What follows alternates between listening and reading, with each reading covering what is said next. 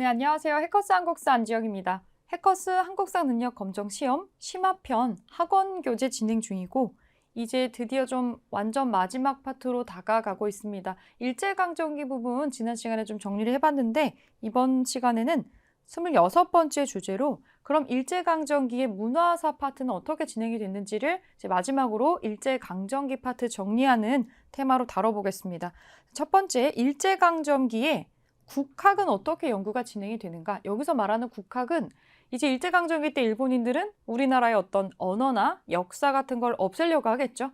여기에 대응을 해서 우리는 우리 거를 지키려는 것을 어떤 식으로 활동과 연구를 이어가는가에 대한 부분입니다. 첫 번째로 한국사 연구가 있습니다. 한국사. 일제에는 한국사를 굉장히 많이 왜곡을 하죠. 왜냐하면 식민 통치를 정당화하고 수월하게 하기 위해서 한국의 역사가 그 자랑스러운 것이 아니고 아주 옛날부터 이렇게 통치를 받는 거에 역사의 반복이었다라고 하는 걸 주입시키려고 하죠. 일종의 식민 통치를 합리화하기 위한 식민사관이라는 게 있습니다. 여기에 식민사관이라는 게 있죠. 한국 사람들은 한국사를 둘러보면 자율성 같은 거 없어. 너는 굉장히 타율적인 역사가 있었어. 라는 걸 부각시키기 위해서 식민사관을 연구를 해서 주입을 계속 세뇌를 시킵니다. 그리고 조선사라는 거를 편찬을 하죠. 식민사관이라고 하는 거는 굉장히 여러 가지 것들을 총칭해서 부르는 이름인데 식민사관 안에 들어가 있는 이론이 이런 것들이 있어요. 여러분 교재 한번 보시면 한국사는 외세, 외부의 간섭으로 우리 스스로 뭔가를 한 게 아니고 타율적으로 발전을 하고 전개가 된다라는 주장이에요. 우리가 스스로 뭔가를 이루지 못했다라는 거고 정체성론은 뭐냐면 고정되어 있다, 고여 있다라는 거죠. 고대 사회 단계에서 발전을 하지 못하고 멈춰 있다 이런 뜻이고 당파성은 뭐냐면 우리는 옛날부터 민족성 자체가 되게 분열성이 강한 민족이어서 우리들끼리 싸우다가 정작 중요한 거는 의견의 통합을 보지 못하고 국력이 약화돼서 그래서 식민지배 받게 됐다. 너네는 싸우는 것만 좋아하는 애들이야. 생산적인 싸움을 하지 않았어. 라는 내용이죠. 이런 것들을 종합적으로 식민사관이라는 걸 정리를 해서 이걸로 우리나라 역사를 이런 프레임으로 다시 정리를 합니다. 그러면 이런 걸로 역사를 배워야 되는 사람들은 여기에 좀 물들게 되는 거겠죠. 여기에 반응을 해서 우리도 이 한국사 왜곡을 그대로 받아들일 수가 없잖아요. 이게 사람들의 어떤 심리적인 부분을 파고들어서 결국에는 완전히 일제 식민 통치 안으로 들어간다고 판단을 하고 이런 방향으로 독립운동을 하신 분들이 계신 거죠. 우리의 어떤 민족주의적인 어떤 역사를 연구를 해서 사람들이 마음속 깊은 곳에서 우리의 역사를 제대로 알고 여기에 자부심을 느끼고 한국 사람이라는 것을 잊어버리지 않도록 하는 민족주의 사학 연구가 진행이 됩니다.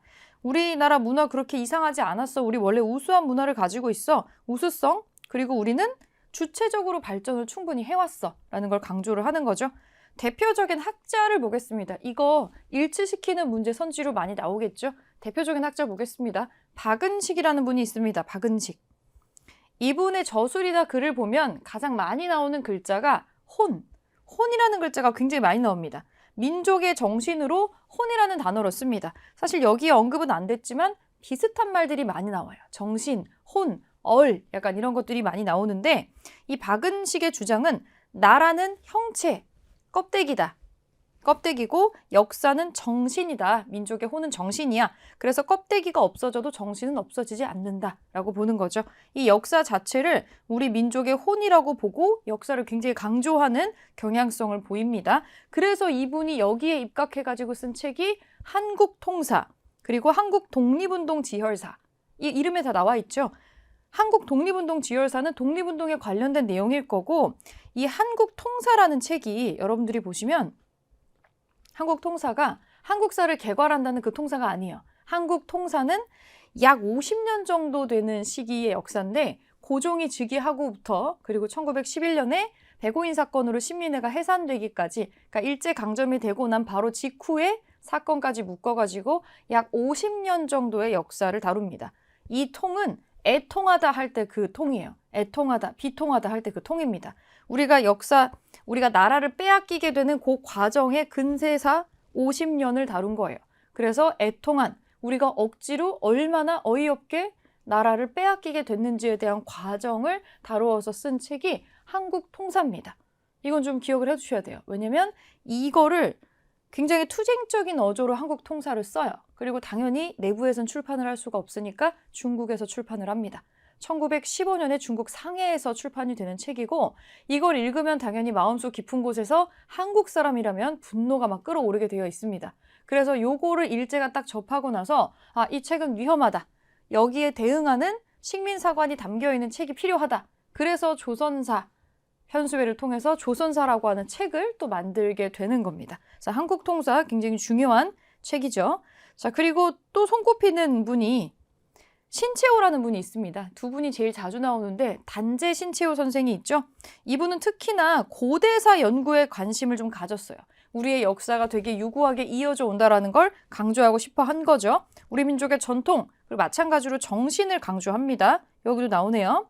그리고 좀 어려운 말이 나오는데 역사를 아와 비아의 투쟁으로 규정했다. 이게 여기 밑에 보면 신채호 선생이 쓴 조선 상고사라는 책에도 서두에 나오는 문장인데 아와 비아의 투쟁은 뭐냐면 나와 내가 아닌 것 사이의 투쟁이에요.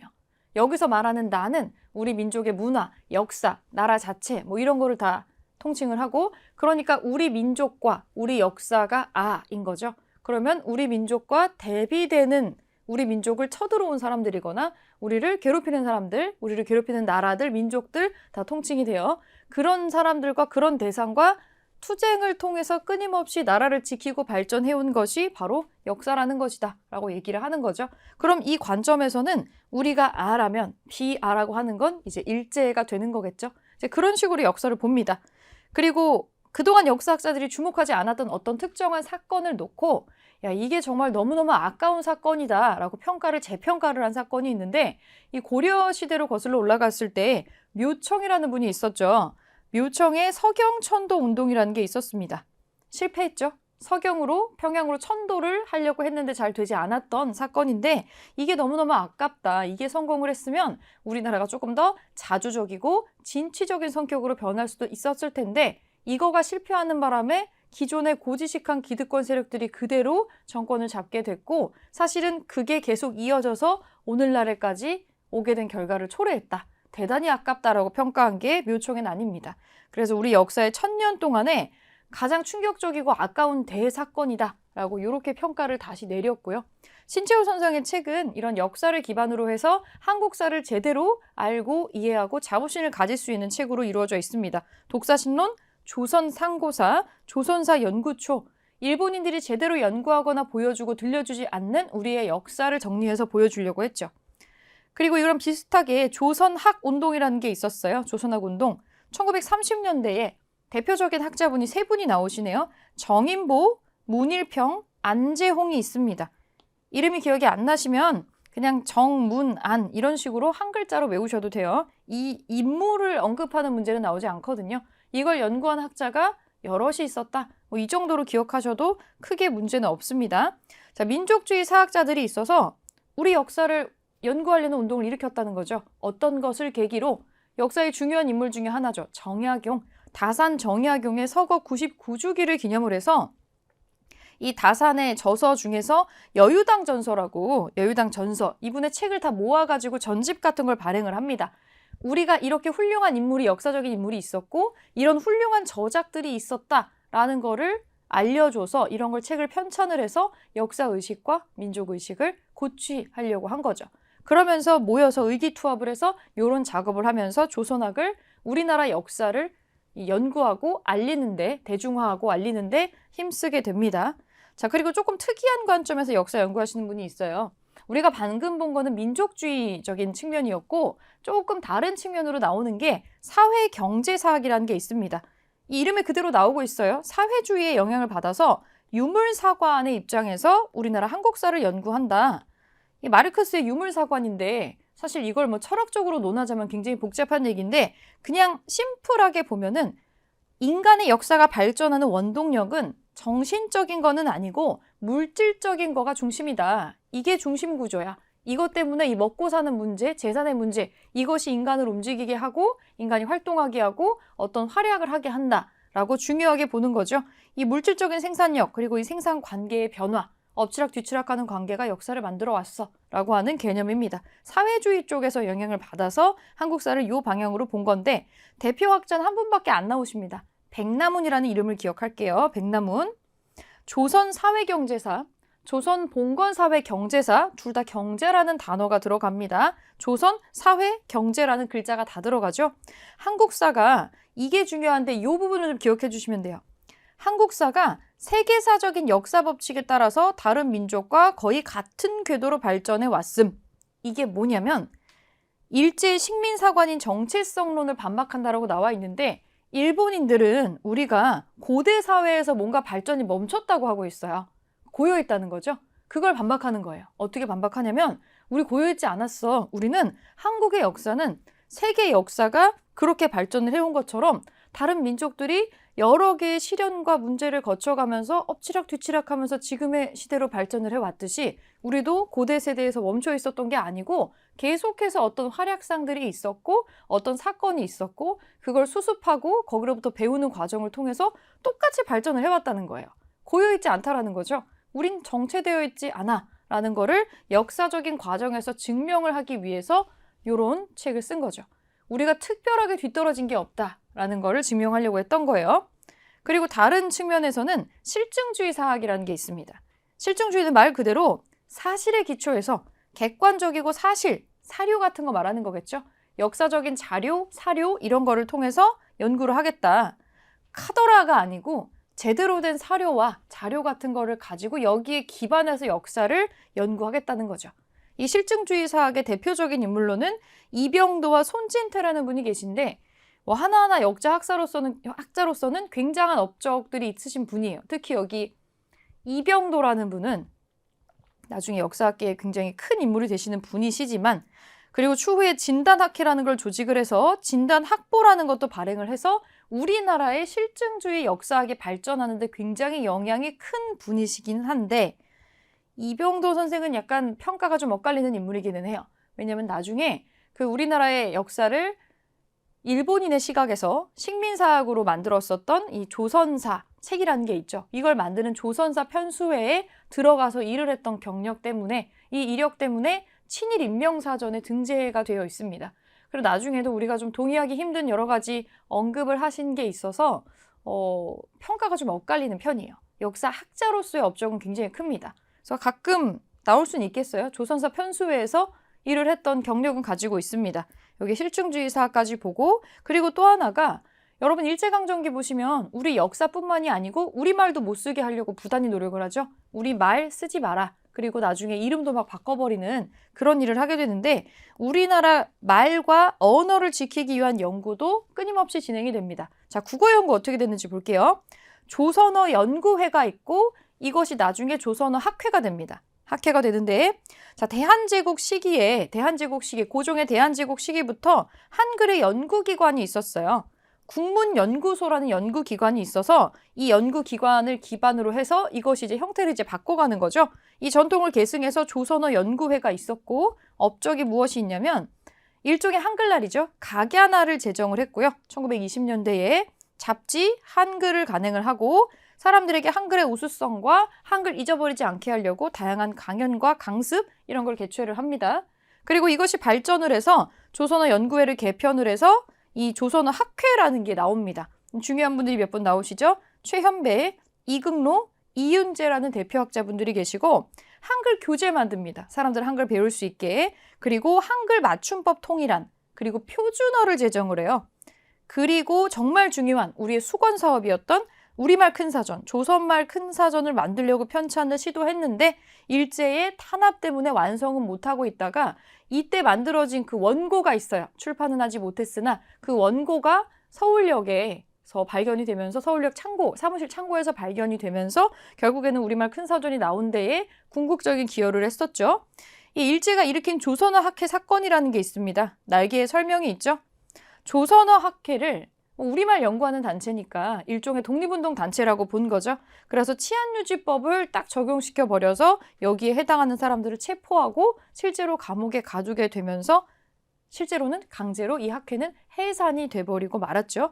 좀 다행인 거는 이들이 체포됐을 때가 이제 광복이 임박한 시점이어서 최현배, 이극로 이런 선생님들은 이 투옥의 어떤 재판을 받았을 때 여기에 항고를 했어요. 항고를 했는데 이 항고가 당연히 먹힐 리가 없었겠지만 항고를 하고 나서 며칠 있다가 갑자기 광복이 되는 바람에 감옥에 가거나 그러지는 않으시고 잠깐 갔다가 풀려나는 그런 다행인 사건이 또 있었습니다. 어쨌든 조선어학회 사건으로 큰 사전이 완성은 되지는 못했다. 아깝게도 이 국어 연구는 그래도 끊임없이 이루어졌다라는 거 같이 보시고 자료는 어떻게 알도록 나오느냐 이런 거 그냥 문제를 물어보지만 않고 이런 사료를 읽고 인물이 누구인지 어떤 단체인지 알아볼 수 있게 자료를 해석하는 장면이 먼저 나오게 되어 있어요. 자, 여기 보겠습니다. 박은식에 대해서 나왔던 기출 자료 먼저 볼게요.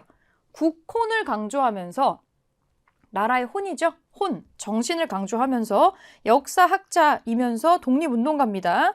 자, 국권 피탈의 과정을 정리한 한국 통사를 저수로 하였다. 우리가 우리의 국권을 빼앗기는 애통한 과정을 아주 절절하게 적어놓은 역사서입니다. 여기에 위기감을 느낀 일제가 이 조선사라는 책을 편찬했을 정도니까 굉장히 영향력이 있는 책으로 볼 수가 있겠죠. 그래서 1925년에는 대한민국 임시정부의 두 번째 대통령이 되기도 했었습니다. 이승만이 이제 탄핵당하고 나서요. 그 뒤에. 그래서 이런 내용을 읽었을 때 이 한국 통사라는 내용이 나오고 국혼이라는 단어가 나오면 박은식이구나 라고 여러분들이 생각을 해주시면 되겠습니다. 그리고 자주 나오는 신채호 선생이 있죠. 나는 침략에 맞선 민족의식을 고취하기 위해서 국난을 극복한 영웅의 일대기를 픽해서 사람들에게 알려주려고 합니다.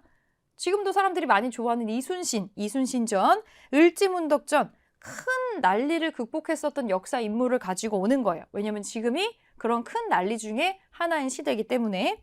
그리고 조선상고사에서 역사를 아와 비아의 투쟁으로 정의했다. 이거 약간 단골로 나오는 문장입니다. 요거 좀 기억해 주시고. 또 백남훈 학자 백남훈에 대해서도 나오는데 자, 말이 좀 어려워요. 근데 이 말이 어렵지만 나오는 부분이 좀 정해져 있고 표현도 좀 정해져 있습니다. 한번 볼게요. 다른 문화 민족의 역사적 발전 벌칙과 구별될 만큼 독자적이고 정체된 것이 아니었다.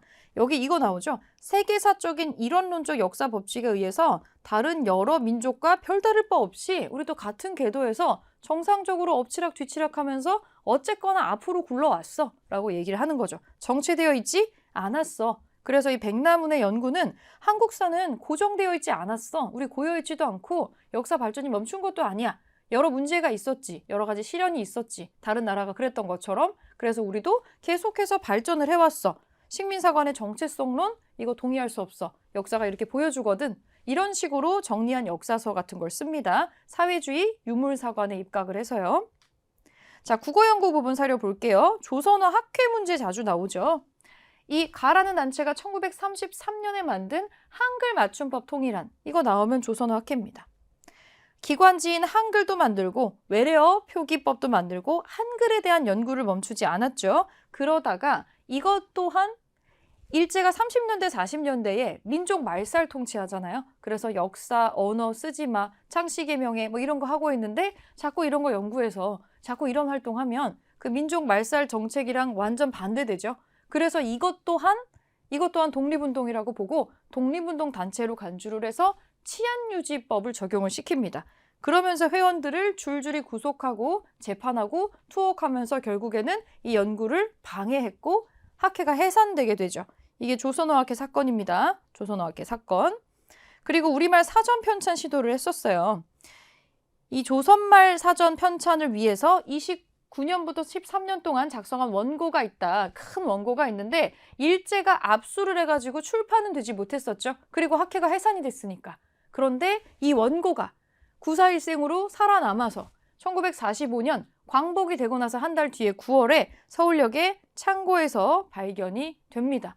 지금은 뭐 아무도 사전을 보지 않지만 그 당시에는 우리가 몰래 너무나 열심히 만들고 있었던 조선어 큰사전, 조선말 큰사전이 이 원고가 살아남았던 거죠.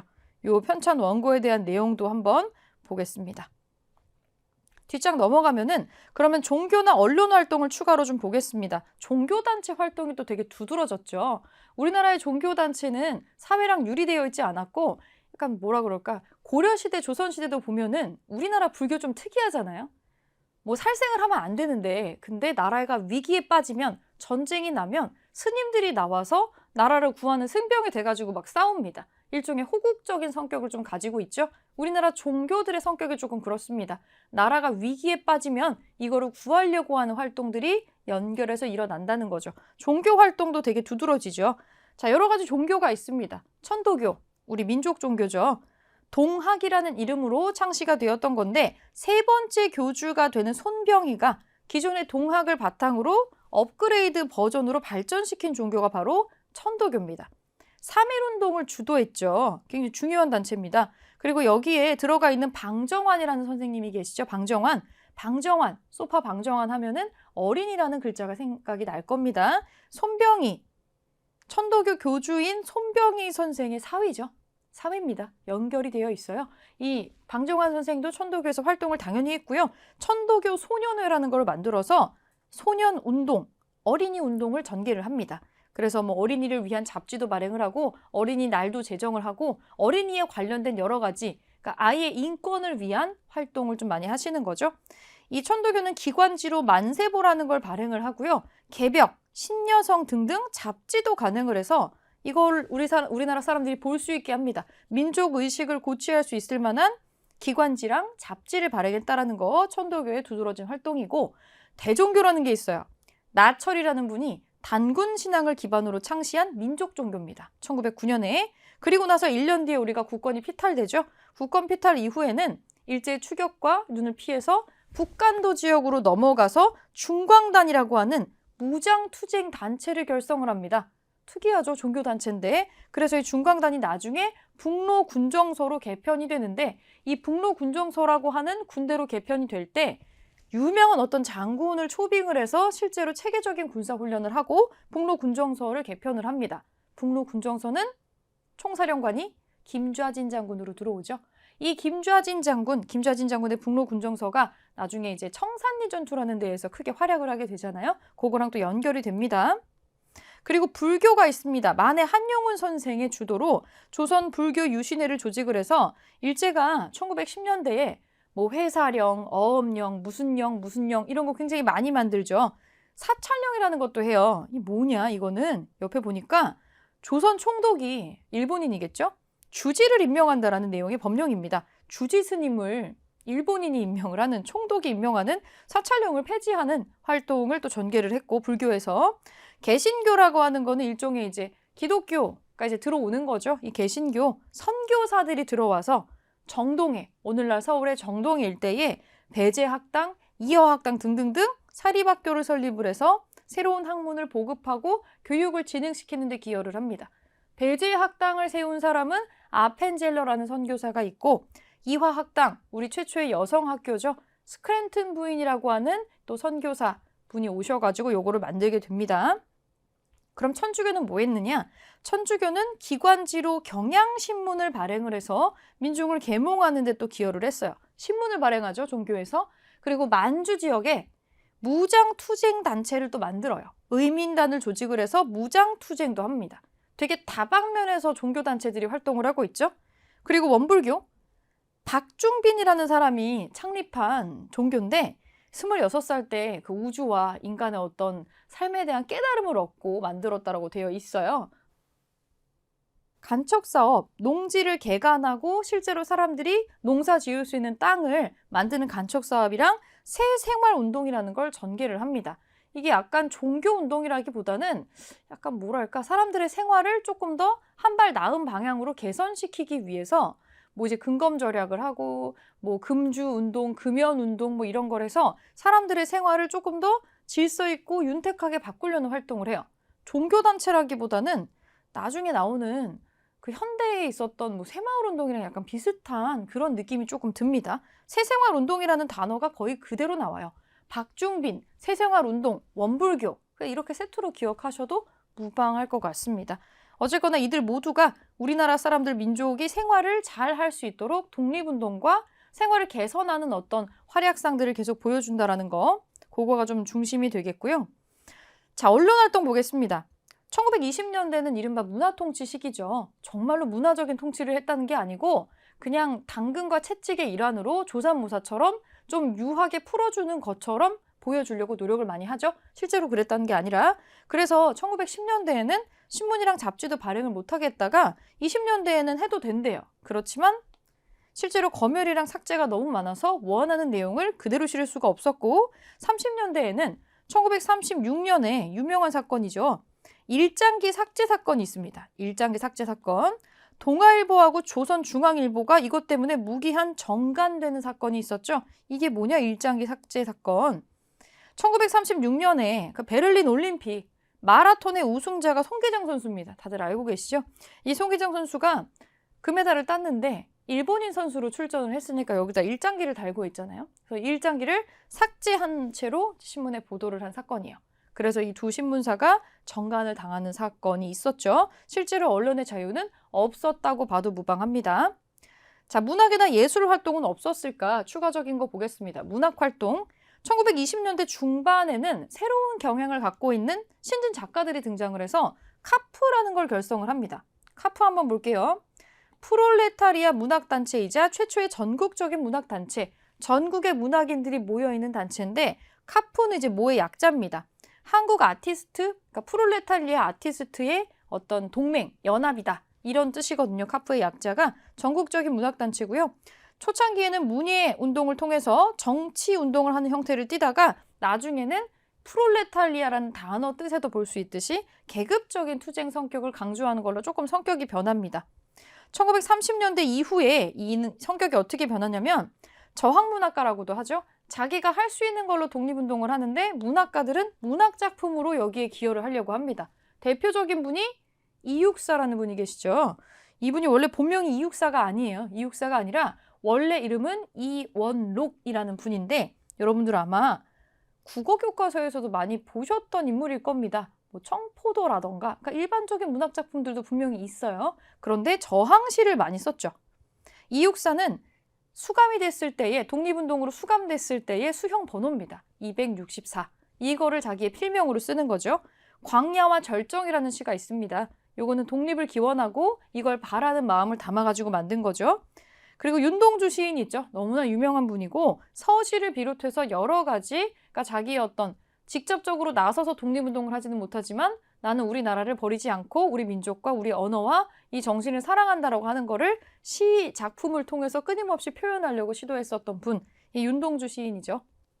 비록 일본으로 유학 가기 위해서 창시개명도 하지만 그래서 히로누마 도우주라는 일본 이름을 갖고 일본 유학을 가지만 여기에 상당히 죄책감을 가졌고 거기서도 우리말을 쓰고 우리말 시를 적으면서 희망을 포기하지 않았었죠.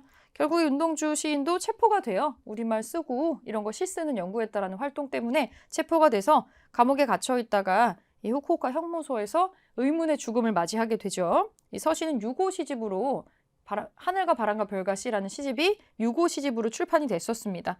그리고 신문작가의 상록수라는 책이 있고 또 그날이 오면이라고 하는 독립을 바라는 작품들이 많이 있죠. 우리나라의 민족의식, 독립사상을 사람들에게 아름다운 문학작품으로 고취시키려는 활동이 끊이지 않고 일어났습니다. 예술활동 추가로 보면은 영화가 있는데 나훈규의 아리랑이라는 게 있어요. 요걸 제작해서 본인이 그 배우로 출연도 하죠. 이 아리랑의 특징은 뭐냐면 식민 통치를 받았던 한국인의 일상이 전혀 나아지지 않았고 사실은 굉장히 고통스럽게 그지없었다라는 것을 적나라하게 표현을 합니다. 나훈규 단성사라는 데서 개봉을 했었죠. 요거 이름이랑 이런 것들 좀 기억 좀 해주시고 자 개념 확인 퀴즈 한번 보겠습니다. 자 OX 먼저 풀어볼게요. 박은식은 한국 독립운동 지열사를 저술하였다. 이거는 맞는 얘기죠? 맞습니다. 맞는 얘기고 진단학회는 한글 맞춤법 통일안을 제정하였다. 한글 맞춤법 통일안은 진단학회가 아니고 조선어 학회가 하는 거죠. 조선어 학회 요건 아니에요. 대종교는 나철이 당군 신앙을 기반으로 창시한 종교이다. 이건 맞는 얘기죠. 이건 맞는 얘기입니다. 자, 2번 보겠습니다. 다음 괄호 안의 내용 중에 옳은 것에 영표하세요. 유물사관의 입장에서 한국사를 연구한 거는 백남훈이죠. 백남훈. 일제는 치안유지법의 내란죄로 몰아서 강제해산을 이 단체를 시킵니다. 조선어 학회입니다. 국문연구소는 대한제국 시기에 있었던 단체예요. 자, 박종빈을 중심으로 새생활 운동을 전개한 거는 원불교입니다. 좀 원불교, 요거는 같이 세트로 원불교, 박중빈, 새생활운동 같이 기억을 좀 해주시면 좋을 것 같아요.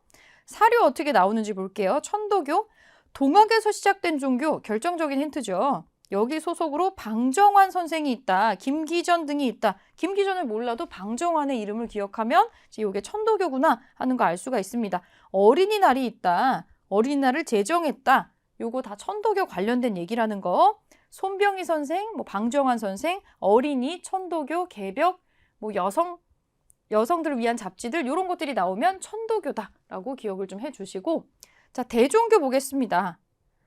이 사람의 이름은 인형인데 뒤에 철로 고쳤다. 나철입니다. 대종교 창시자. 원래 이름이 나인형이었던 것 같죠. 보호조약이 체결된 뒤에 동지와 함께 오적의 처단을 모의하였는데 이 사람이 좀 업력이 특이한 분이에요. 나철이 보호조약이 체결된 뒤에 동지와 함께 오적의 처단을 이라고 나오는데, 이 보호조약은 1905년에 을사늑약을 가리키는 말입니다. 을사늑약에 분노하면서 우리 왜 을사오적이라고 부르는 친일파들이 있었죠? 5명.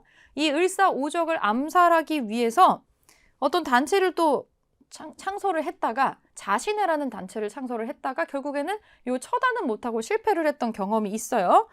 왜냐하면 계획이 세워나가서 이를 그르쳤다라고 돼 있죠. 실제 암살에 성공을 하지를 못합니다. 그리고 나서 좀 종교적인 민족 종교 쪽으로 관심을 좀 옮겨서 가져가게 돼요. 이걸 좀 깊이 고민을 하다 보니까.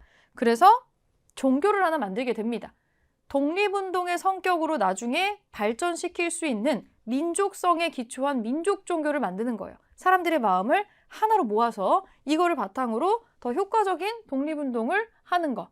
이런 쪽으로 방향이 옮아가게 되죠. 그래서 어떤 종교를 제창하고 교주를 자임했다. 당군 신앙을 기초로 한 대종교입니다. 대종교. 이걸 바탕으로 우리나라 사람들을 하나로 모으려고 했었죠. 그리고 나서 완전히 국권이 피탈된 다음에는 북간도로 넘어갑니다. 북간도에 넘어가서 중광단이라고 하는 항일 무장투쟁 단체를 만들게 되고, 이 중광단이 정식으로 군사교관을 초청을 해서 훈련을 함으로 인해서 북로 군정서로 개편이 됩니다. 김좌진 장군을 총사령관으로 모셨죠. 그리고 나중에 청산리 전투에서 굉장한 활약을 치르게 됩니다. 자, 문학예술 활동으로 또 많이 나오는 윤동주가 있습니다. 윤동주는 이례적으로 우리나라하고 일본에서 둘 다 사랑받는 시인이죠. 문학작품으로 하나가 되는 그 도시샤, 일본의 도시샤 대학에 시비가 있어요. 민족문학가 윤동주를 기리는 시비인데, 죽는 날까지 하늘을 우러러 한 점 부끄러움이 없기를, 하늘에서 이는 바람 한 점에도 나는 부끄러워했다, 이런 내용의 서시라는 아름다운 시가 있죠. 이거는 한국 사람이라면 모를 수가 없을 겁니다. 여러 학년의 교과서에도 계속 언급이 되는 부분입니다. 이 서시, 윤동주라는 거 바로 알 수가 있죠. 실제로 출신은 북간도고요. 일본 유학 중에 치안 유지법을 위반했다는 혐의로 체포를 받고 의문의 생체 실험을 받다가 사망한 것으로 나와 있죠. 그래서 창씨 개명하고 나서 너무 부끄러운 어떤 마음 때문에 참회록이라는 시를 짓기도 했었습니다.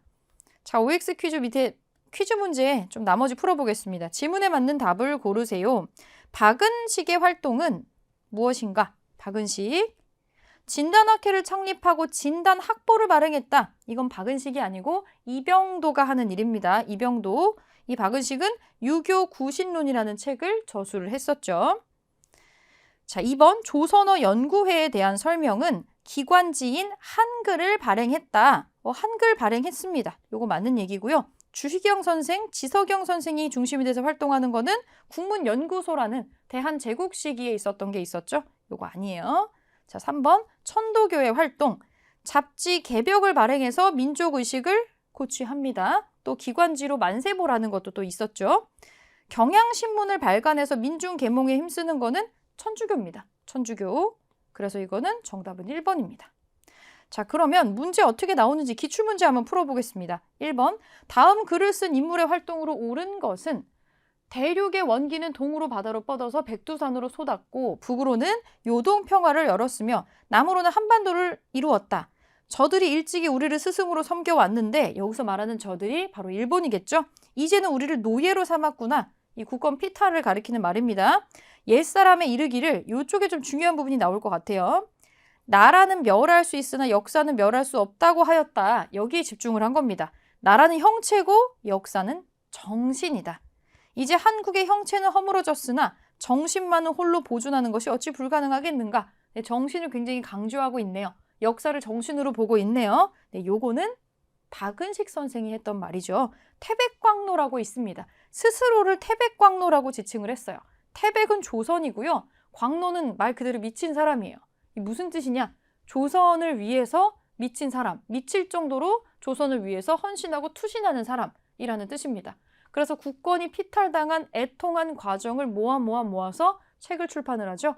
이거는 한국 통사를 왜 쓰게 됐는지에 대한 내용이 지금 나오고 있는 겁니다. 박은식에 대한 활동으로 옳은 거를 찾아주면 되겠죠. 진단학회를 창립하고 진단학보를 발행했다. 이거는 실증주의 사학의 연구자로 나중에 활동을 하는 이병도에 대한 얘기죠. 여유당 전설을 간행하고 조선학 운동을 주도하였다. 조선학 운동, 정인보, 문일평, 그리고 안재홍이라는 학자들이 있습니다. 독립운동 지열사에서 독립투쟁 과정을 정리했다. 네, 요게 박은식 선생의 추가적인 활동 중에 하나죠. 우선 답은 3번이네요. 독사신론을 저술해서 민족주의 사관의 기초를 마련하였다. 이거는 단재 신채호 선생입니다. 신채호. 조선 사회 경제사에서 식민사학의 정체성 이론을 반박하였다. 백남훈 선생이죠. 백남훈 선생. 자, 정답 3번이에요. 2번 가 인물에 대한 설명으로 옳은 것은 조선상고사에서 여기 힌트가 계속 나오네요. 조선상고사 역사를 아와 비하의 투쟁으로 정의했다. 여기서 신채호 선생이라는 거 알 수 있습니다. 이순신전과 을지문덕전을 지필해서 애국심을 고취했다. 신채호 선생에 대한 얘기죠. 옳은 거 골라보겠습니다. 여유당 전설을 간행하고 조선학 운동을 전개했다. 이 조선학 운동, 정인보, 문일평, 안재홍 등 대표 학자들이 있습니다. 서유견문을 지필해서 서양 근대 문명을 소개했다. 이거 좀 앞선 시기에 나오는 인물이죠. 육일준입니다. 육일준. 한국 독립운동 지열사에서 독립투쟁 과정을 서술하였다. 이거 위에서 언급된 박은식 선생의 활동이죠. 독사신론을 발표해서 민족을 역사소술에 중심에 두었다. 이 독사신론이 바로 신채호 선생이 저술한 책이죠. 이거는 4번이네요. 조선사회 경제사에서 식민사학의 정체성 이론을 반박하였다. 백남훈 선생입니다. 나오는 분들이 계속 똑같이 나오는 거 볼 수가 있죠. 자, 페이지 옆으로 올라가서 3번 문제 보겠습니다. 다음 글을 쓴 인물의 활동으로 옳은 것은 우리 조선의 역사적인 발전의 전 과정은 이분의 글의 특징은 읽었을 때 되게 어렵다라는 느낌이 드는데 구조를 한번 찾아볼게요. 이 부분. 외관상의 이른바 특수성이 다른 문화 민족의 역사적인 발전과 구별될 만큼 독자적이지 않아. 우리 되게 특이하지도 우리만 멈춰있지 않았어. 세계사적인 이론론적 역사 법칙에 의해서 다른 민족이랑 다 비슷비슷하게 우리도 그냥 앞으로 굴러가면서 발전을 해왔어. 여기에서 우리끼리만 고여있거나 그러지 않았어. 우리 그렇게 특수하게 우리만 그렇게 뒤떨어져 있지 않았어. 역사를 보니까 그래. 한국사하고 세계사는 보편적으로 똑같이 흘러가는 부분이 있어. 라고 얘기를 하면서 일본이 얘기했었던 한국의 역사는 고대사에서 멈춰있다. 정체성론을 반박을 하죠. 요거는 백남훈이라는 학자가 말한 겁니다. 자, 백남훈의 활동으로 옳은 것을 골라볼게요. 조선사 편수회에 들어가 조선사 편찬에 참여한 거는 실증주의 사학자였던 이병도입니다. 이병도. 나중에 이것 때문에 친일사전에 등재된다고 했었죠. 실증주의 사학의 연구를 위해서 진단학회를 창립했다. 1, 2번 같은 인물이네요. 이병도 설명입니다. 한국 독립운동 지열사에서 독립투쟁 과정을 서술하였다. 이거는 박은식 선생이네요. 박은식. 임시사료 편찬회에서 한일 관계사료집을 편찬하였다. 이거 뭐 특정한 한 인물을 지칭한다기보다는 이거 대한민국 임시정부에서 하는 겁니다. 대한민국 임시정부에서 임시사료 편찬회라는 거를 만들어서 요 한일 관계 사료집을 편찬을 했죠. 그래서 일본이 어떤 과정에서 우리의 나라의 권한을 빼앗아 왔는지를 사료를 정리를 해서 우리가 왜 독립을 해야 되는지를 외교적으로 요청하고 증명하기 위해서 이런 자료집을 만들었었죠. 요거는 한 명의 사람이라기보다는 임시사료 편찬회라고 하는 단체가 있었습니다. 임시정부 아래에. 식민사학을 반박하는 조선 봉건사회 경제사를 저술하였다. 맞습니다. 식민사학에서 우리는 고여 있었고 정체돼 있었고 다른 나라의 지배만 받았어라고 하는 것들, 우리나라만 그렇게 특이하게 이상한 도태됨이 있었다라고 하는 거를 정면으로 반박하기 위해서 이 역사를 서술을 하죠. 식민사관 반박하기 위해서 유물사관에 입각한 이런 역사책을 저술을 하는 것이 백남훈 학자 선생의 이 업적입니다. 4번 가단체에 대한 설명으로 옳은 것은 자, 이 단체의 힌트를 찾아볼게요. 1933년에 만든 한글 맞춤법 통일안을 만들었대요. 기관지 한글을 간행을 했다. 기관지 한글. 외래어 표기법을 통일하는 걸 마련을 했다. 우리말을 지키기 위해서 굉장히 노력했다. 그런데 1942년에 치안유지법을 들어서 회원들을 구속하면서 활동이 중단되더라. 우리말을 연구한 어떤 단체겠죠? 조선어 학회가 되겠습니다. 조선어 학회. 옳은 거 골라볼게요. 우리말 큰 사전의 편찬을 시도했습니다. 이거 바로 맞는 게 1번에 나오네요. 맞는 거를 고르는 거죠. 정답이 1번인데 자, 한글 신문인 제국신문을 간행했다. 이거 대한제국 시기에 이종일이라는 분이 하는 겁니다. 이종일. 최초로 한글 띄어쓰기를 도입했다. 이거 독립신문에서 나왔던 특징이고요. 더 앞선 시기죠. 우리말 의문연구소인 언문지를 서술했다. 이건 조선시대로 또 거슬러 올라가야 됩니다. 유희라는 분이 하는 일이고요. 한글 연구를 목적으로 학부 아래 설립이 되었던 거는 국문연구소입니다. 주시경 선생이 여기에 있었죠. 그래서 정답은 1번이 되겠습니다. 네, 뒷페이지 풀어보겠습니다. 5번. 가와 나에 들어갈 내용으로 옳은 것을 골라볼게요. 옳은 거. 1번. 예, 불교, 천도교, 대종교인데 일제강점기 우리나라 종교계에 관련된 설명이 지금 나오고 있습니다. 천도교와 대종교에 대한 설명으로 맞게 연결된 거를 고르는 거네요. 자, 천도교, 가를 먼저 보겠습니다. 의민단을 조직을 해서 무장투쟁을 전개했다. 의민단 조직해서 무장투쟁 전개하는 거는 천도교가 아니고 천주교가 하는 일입니다. 천주교. 잡지 개벽을 발행해서 민족의식을 고취했다. 이게 맞는 설명이 되겠네요. 2번이 천도교에 대한 맞는 설명이고요. 정답 2번이죠. 자, 나는 대종교인데 경향신문을 발간을 해서 민중계몽에 힘썼다. 이거 천주교가 하는 거죠. 대종교가 아닙니다. 배제학당을 세워서 신학문 보급에 기여하는 거는 대종교가 아니고 개신교에서 개신교 외국인 선교사들이 하죠. 배제학당은 아펜젤러, 선교사 아펜젤러가 세우는 겁니다. 가와 나 동시에 해당하는 설명으로 을사오적을 처단하기 위해서 자신해를 결성했다. 이건 사실 둘 다 해당하는 내용이 아니고요. 대종교를 만든 나철이 하는 거는 맞아요. 자신해라고 하는 거는 나철이 만든 거지 이 종교 자체에 대한 설명은 아닙니다. 정답은 2번이에요. 자, 6번. 다음 영화가 처음 개봉되었던 당시에 볼 수 있는 모습으로 가장 적절한 것은 나운규가 감독과 주연을 맡아서 제작한 영화의 장면과 제작진의 모습입니다. 단성사에서 개봉된 이 영화는 식민 지배를 받았던 한국인의 고통스러운 삶을 표현한 작품입니다. 그래서 실제로 일제는 우리가 식민 통치를 받으면서 더 윤택해지고 살기 좋아지고 발전하고 있다고 홍보했지만 실제로는 전혀 그렇지 않았다라는 거를 이 영화의 작품으로 사람들에게 보여주고 고발을 하려고 했었던 거죠. 나운규의 아리랑입니다. 1926년에 개봉이 됐었던 영화고요. 자, 그러면 이 당시에 볼 수 있는 모습으로 가장 적절한 걸 고르면 되겠네요. 1920년대입니다. 1926년이에요. 카프에서 활동하는 신경향파 작가. 카프에서 활동했었던 신경향파 작가. 카프라고 하는 단체가 문학작품 활동으로 지금 나오게 돼요. 그래서 1920년대에 이것도 결성이 되거든요.